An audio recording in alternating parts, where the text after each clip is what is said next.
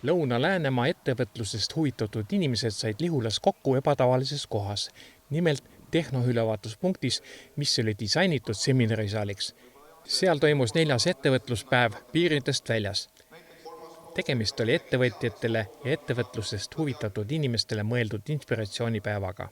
Selleks, et midagi edendada ja arendada, on vaja mõelda tavapärasest erinevalt, ehk siis väljaspool piire, põhindas Lihula vallavanem Varje Ojala-Toos seesugust koha ja teemavalikut. Maapiirkonnas kas tegeleda ettevõtlusega või alustada ei ole väga lihtne.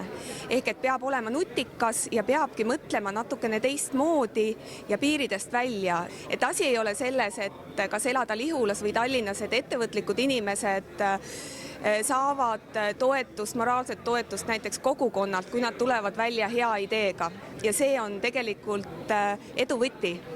Seminaril esinenud Lõuna-Läänemaa väikeettevõtjad julgustasid huvilisi oma kogemuslugudega, kuidas nad kastist välja mõeldes lahedaid ning edukaid ettevõtteid püsti pannud, seda sõltumata nende asukohast, vanusest või muust sellisest.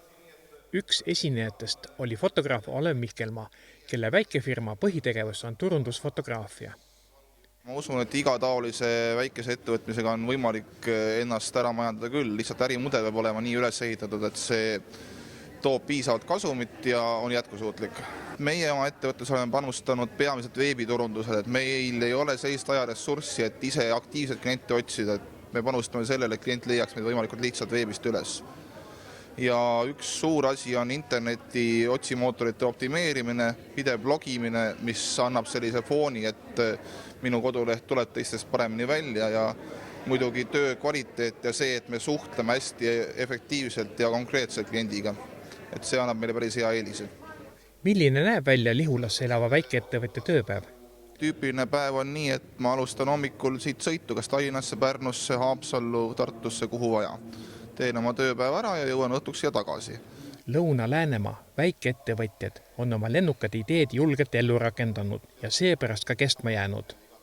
Marika Mann alustas oma linnuvaatlusturismi äriga aastal 2000 ja seda nullkapitaliga. Kui on 15 aastat püsitud, siis järelikult see idee on õigesti fokusseeritud ja see töötab. Algul oma tegevusega siseturul alustanud ettevõtja korraldas aga peagi oma tegevuse ringi ning suunas pilgu Inglismaa poole.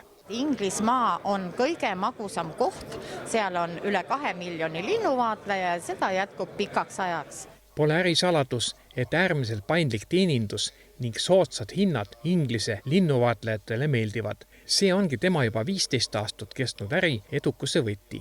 See on võimalik, kui sa teed oma asja pühendunult, kui sa usud sellesse, kui sa oled julge, riskialdis ja järjekindel ja teed kõvasti tööd. No need on siis täiesti söödavad 3D siis kontorikaubad. Magusa ettevõtjana on raske turul olla ja läbi lüüa ja oma tooteid pakkuda. Konkurents on kindlasti tihe. 1,5 aastat tagasi Lihulas elama asunud Kristiina Kukke väikefirma kasutab oma kauba turundamiseks valdavalt Facebooki abi. Mina riputan põhimõtteliselt oma pildid üles ja selle selgitusega, mis sisuks on. Ja kui inimene ise tunneb huvi, siis ta võib alati mulle helistada või kirjutada. Loov ja teistmoodi mõtlemine ning eristumine on eduka ettevõtluse aluseks. Inspiratsioonipäeval osales üle 70 ettevõtlushuvilise.